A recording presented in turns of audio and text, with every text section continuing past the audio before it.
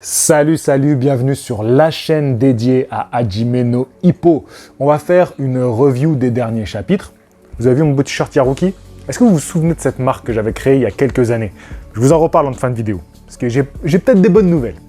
Bon, les gars, déjà, je m'excuse pour toutes les personnes qui débutent Ippo et qui ne peuvent pas regarder de vidéo parce que je parle que des chapitres qui sortent. Donc ben, excusez-moi les gars, mais promis, la prochaine vidéo, elle sera accessible à tous, d'accord? Bon, si tu fais un petit effort pour regarder au moins le premier épisode de l'animé. Mais bref, on reviendra dessus. Aujourd'hui, on va parler donc de ces deux derniers chapitres, parce que là où je regarde les chapitres, ils ont sorti les deux chapitres en même temps. Et bon, je vous avoue qu'il n'y a pas de quoi faire forcément une vidéo. Mais comme on kiffe, comme on est à fond sur Ippo, et comme on a envie d'en discuter, on va quand même faire une vidéo, on va quand même en discuter dans les commentaires. Donc voilà, je vous rappelle un peu ce qui se passe, ok? On a Alexander Vorg, j'ai mes petites notes là. On a Alexander Vorg et Wally qui sont au Mexique, et tous les deux préparent leur combat pour le titre. Vorg, il va défendre sa ceinture, et Wally, il va affronter Ricardo, le champion mexicain. Donc ils sont dans la même soirée, à la même affiche. Alors, très clairement, l'intrigue de ces deux chapitres n'est pas du tout portée sur Vorg. Il est présent que pour ses relations avec Wally. Vraiment, l'intrigue de ces deux chapitres, elle est sur Wally. Ils veulent vraiment nous faire monter la tension avant le combat de Wally. Alors, ce que j'ai noté, c'est qu'on a donc bien sûr aussi Sando et Ippo qui sont là, qui sont présents, qui sont venus les aider quelques jours avant dans la préparation du combat, et ils sont restés pour assister au combat. Ah, bien sûr, ils n'allaient pas se barrer alors qu'ils ont fait la prépa d'un combat avec de tels enjeux. Donc forcément, ils vont rester y assister. Et ce qui est intéressant de voir, c'est que on a Wally, qui est un personnage... Wally, c'est un personnage qui est intéressant, qui, moi, dans un premier temps, j'ai été réticent à ce personnage. Et en fait, c'est bien amené. Pourquoi j'y ai été réticent? Parce que il dénote avec tout ce qu'on a l'habitude de voir dans la boxe. Et d'ailleurs, Sando représente bien ce sentiment que j'avais envers Wally. C'est-à-dire que Sando, pour lui, c'est pas un vrai boxeur. Il dit, mais regarde-le, il est là, il joue, il court après des écureuils, il s'intéresse au bruit des oiseaux, il enlève ses chaussures pour courir. Tu vois, il est bizarre, ce mec. C'est vrai que Wally, c'est un personnage qui a des capacités physiques extraordinaires. Si tu as suivi jusque-là, tu sais que Wally, c'est peut-être le personnage avec les capacités physiques les plus impressionnantes qu'on ait vues depuis le début de Ippo. On a vu des personnages costauds, des personnages solides, des personnages qui avaient du punch. Voilà, on en a vu. Ippo, d'ailleurs, incarne ce personnage hyper impressionnant physiquement. C'est une machine, Ippo. Mais Wally, c'est au-delà de ça. Wally, il a des capacités physiques, il fait des dingueries sur le ring. Parce que il est hors norme. Le gars, c'est clairement un animal, c'est un singe. Tu vois, il a des capacités animales. Il est au-delà de l'être humain. Et ça, ok, ça c'est une chose, c'est très impressionnant. Mais est-ce qu'un mec qui fait du saut en hauteur, il serait bon sur un ring? Est-ce qu'un mec qui court le 100 mètres j'allais dire en moins de 10 secondes, faut pas abuser, disons en moins de 11 secondes, ce qui est un truc de malade, serait bon sur un ring? Est-ce qu'un mec qui fait le marathon en 2h15, ce qui est un temps extraordinaire, serait bon sur un ring? Non, les capacités physiques, aussi exceptionnelles soient-elles, ne font pas de toi un boxeur. Et c'est pour ça que Sando il est réticent, et c'est pour ça que moi-même, au début, quand j'ai découvert ce personnage de Wally, même pour vous dire, c'est un moment où j'avais repris les mangas Ippo, j'en avais acheté un au pif, il y a quelques années, et à tel point que, pour moi, ce passage-là, avec le personnage de Wally, n'était pas dans Ippo. Et c'est quand j'ai relu, parce que je me suis refait tout Ippo, du début jusqu'à aujourd'hui, et que je me suis dit, mais Wally, en fait, c'était dans Ippo. Tu vois, en fait, je l'avais mis... Ma tête, c'était dit, pour moi, c'était un genre Rikudo ou un autre manga de boxe. Dans mon esprit, ça pouvait pas être dans Ippo. Et en fait, donc, Sando, il incarne bien ça, le fait qu'on se dise, mais c'est pas un boxeur. Et pourquoi on pense que c'est pas un boxeur? Parce qu'il a pas cet esprit. Il parle du saki, de l'esprit de combattant japonais. Et là, on revient donc à l'esprit combatif, l'esprit agressif, l'envie de faire mal à ton adversaire, de monter sur le ring pour briser un homme. Parce qu'il y a ça dans la boxe. Tu montes sur le ring pour briser un homme. Et c'est vrai que c'est pas des traits de personnalité, des traits de caractère, pas de personnalité, des traits de caractère qu'on retrouve dans le personnage de Wally. Et là, on en revient à ce que Takamura avait dit à Ippo, Il faut que tu deviennes un monstre. Il faut que tu franchisses la ligne pour devenir un monstre. Et là, ce qui est intéressant, c'est que quand Hippo, donc il discute de ça avec Sando, donc Wally n'est pas dans la discussion, Wally est dans son côté. Puis Wally en plus, il parle pas très bien le japonais ou l'anglais, je sais pas comment ils communiquent tous ensemble, parce que lui il est indonésien, donc c'est vraiment le mec, il est vraiment dans sa bulle en fait, Wally. Il communique avec eux, ils arrivent à communiquer, mais ça reste assez simple. Il n'y a pas vraiment de conversation très profonde, même si les échanges peuvent être profonds. Mais bon bref, ça c'était les sujets précédents. Là, pour le coup, Sando et Hippo discutent, et là, ce qui est intéressant, c'est que Hippo va défendre Wally, à ce moment-là. Il va défendre Wally. Il va dire, ouais, mais peut-être que c'est ça qui va faire la différence. C'est cet esprit-là. Et donc là, on a un Hippo qui, au lieu de se culpabiliser, comme il le faisait quand Takamura lui a dit ça, et qui a fait cette fameuse ligne qu'il n'ose plus franchir, c'est-à-dire qu'il est incapable physiquement de franchir cette ligne qui représente quelque chose de mental. Et là, pour le coup, il va prendre la défense de Wally. C'est ça que j'ai trouvé intéressant. C'est-à-dire que là, on a un Hippo qui, peut-être à travers Wally, commence à s'assumer. Commence à assumer le boxeur qu'il est. Et qui n'est pas forcément un boxeur sanguinaire. Même si tu es obligé d'avoir cette volonté de faire mal. Mais il y a une différence entre vouloir faire mal à ton adversaire et être sanguinaire. Sando, il ne peut pas vraiment comprendre ça. Parce que c'est un boxeur, c'est un homme qui s'est fait dans l'affrontement viril et dur et sauvage. C'est comme ça qu'il a fait sa personnalité, qu'il a fait sa personne et qu'il s'est démarqué des autres. Il a fait des bagarres de rue, il a été beaucoup dans la violence, dans des rapports compliqués et il est toujours agressif quand il s'adresse à quelqu'un. Tu vois, il va discuter un peu et puis ça va devenir agressif. Donc, c'est un mec qui ne peut pas comprendre les codes de Wally et de Hippo parce que lui s'est construit différemment. Tu vois ce que je veux dire ? Donc ils seront forcément en opposition quand ils discutent. Mais Hippo peut comprendre Wally. Et ce qui m'a intéressé, au-delà du fait qu'il puisse le comprendre, c'est qu'il accepte de le défendre. Il accepte de dire « Non mais attends, c'est peut-être une bonne chose. » Donc ça, j'ai bien aimé. Reprenons mes notes. Ensuite, on passe à une autre scène qui va être, je vous parle pas de la discussion des entraîneurs, l'altitude, blablabla, bas les reins. Ça, c'est pour mettre du contexte et pour mettre de la difficulté. C'est Wally qui va à l'étranger, Wally et Vorg qui vont à l'étranger, qui sont chez l'adversaire. En plus, c'est difficile, le terrain est difficile. Bref, c'est pas hyper intéressant dans l'intrigue. Ce qui va être intéressant par la suite, c'est le face-à-face. Donc là, on est à cheval, on arrive au deuxième chapitre. Ça commence au chapitre juste précédent et deuxième. Parce que je vous dis, il y a deux chapitres. Donc, on arrive au face-à-face entre Ricardo et Wally. Encore une fois, Vorg, on n'a même pas d'image de son face-à-face. Rien du tout. Il y a juste une phrase pour nous dire qu'il est passé. Il dit il y a plus de flash que pour mon face-à-face. C'est tout. C'est-à-dire qu'on n'a même pas... Il n'y a même pas de tension autour du combat de Vorg. C'est presque une formalité. Finalement, je pense que vous êtes comme moi, le combat de Vorg, on l'attend même pas. On s'en fout, on s'en bat les reins. Le chapitre se termine avec il est sur le ring, il va combattre, mais en vrai, tout ce qu'on attend, c'est le combat de Wally. Donc là, c'est bien incarné par ça, c'est-à-dire qu'on ne voit même pas d'image du face-à-face. Mais on a le face-à-face entre Wally et Ricardo. Et là, pour moi, ce face-à-face, il marque un petit tournant. Un petit tournant.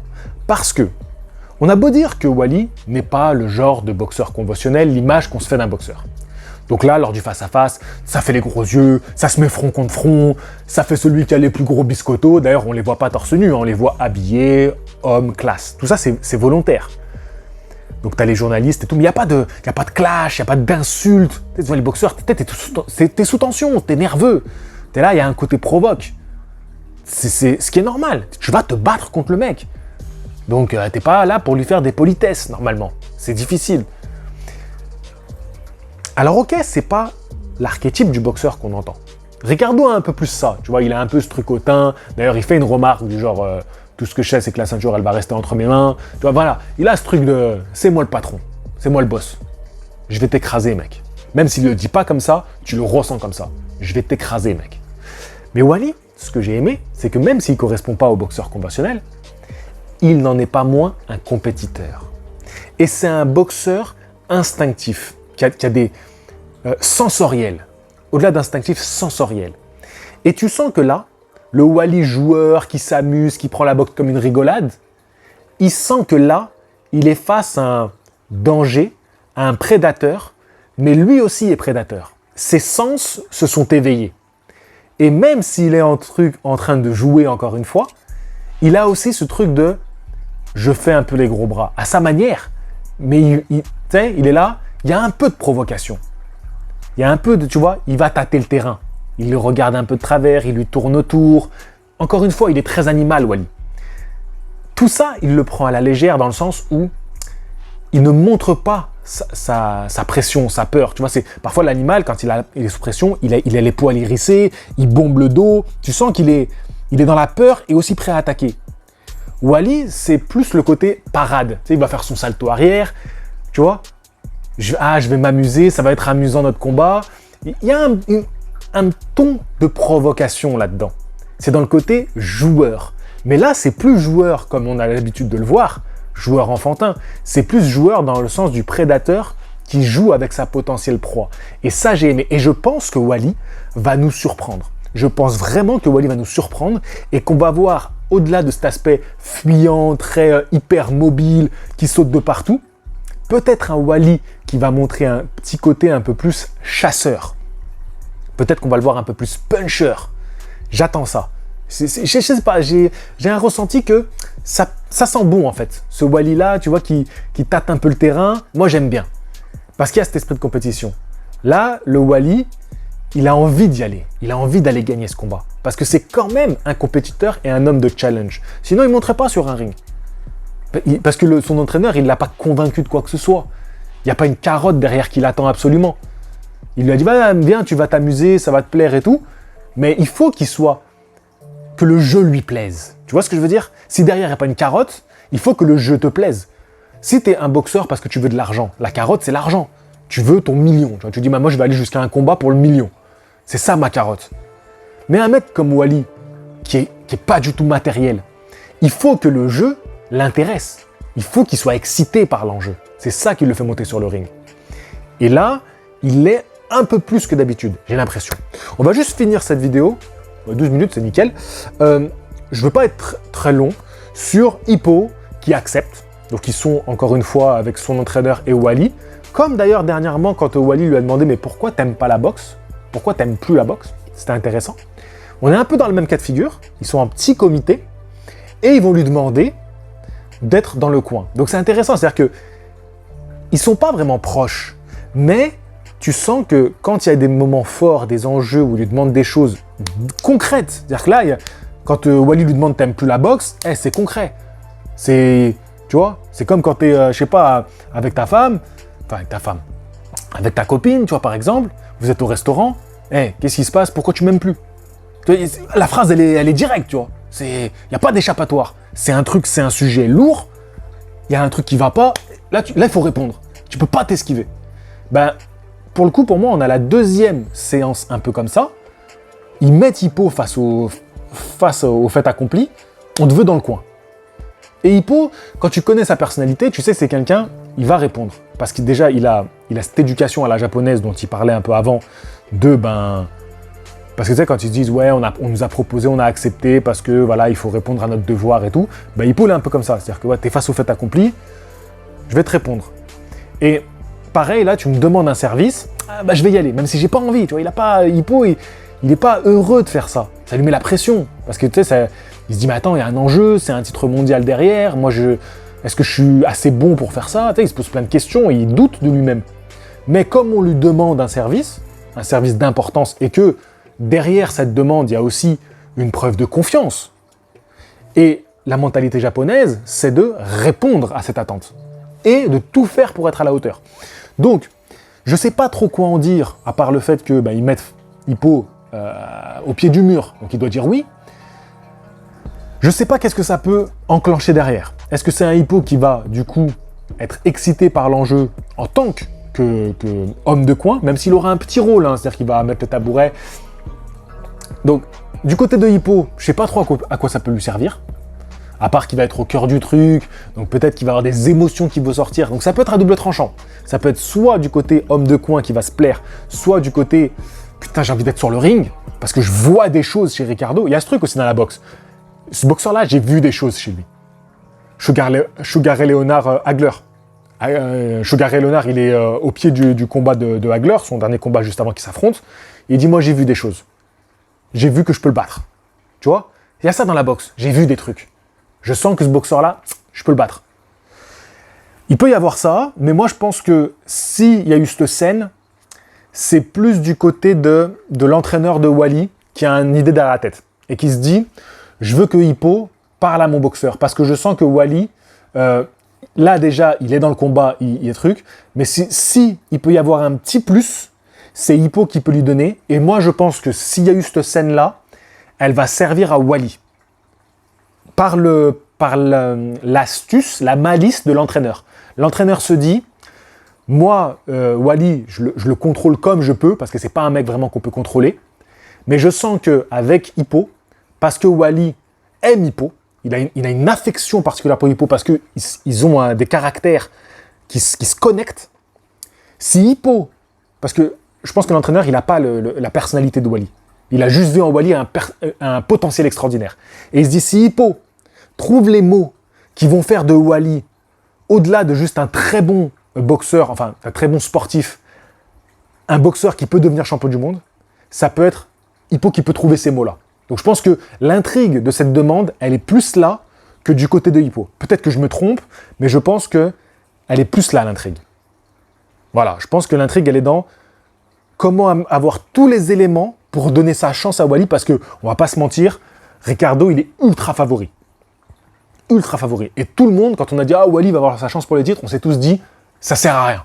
Ça sert à rien. » Donc voilà un petit peu mon opinion là-dessus. J'espère que cette vidéo vous aura plu. Je vous ai dit que je finissais avec un petit mot sur Yaruki. Cette marque qui n'a jamais été mise en vente, que j'avais créée. Yaruki, c'est un mot japonais qui veut dire la volonté de réaliser les choses. Eh ben, je peux vous dire que peut-être, d'ici quelques semaines, les t-shirts seront en vente parce que je suis en train de travailler sur un projet de matériel de boxe, tout ça. Donc voilà, c'est un projet avec des collaborateurs qui me sont chers. Et donc, ça devrait se faire prochainement. Je vous annoncerai ça quand tout sera mis en place. On est en train de créer le site, tout ça. On travaille sur les logos et tout. Ça va être cool. Bon, finalement, j'ai beaucoup parlé. Je vous dis à la prochaine. Fighting!